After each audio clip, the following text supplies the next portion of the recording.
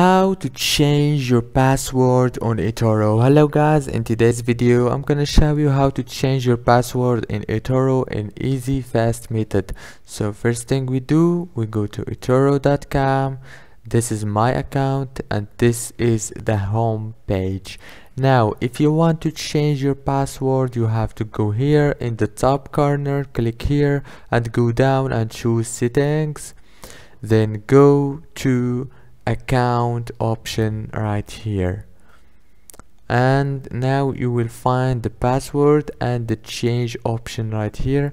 Now click on it and enter your current password, then your new password here, and confirm your new password here, and the last thing, click submit, and you will be changed your password easy and fast. That's it for today's video guys. Don't forget to like and subscribe.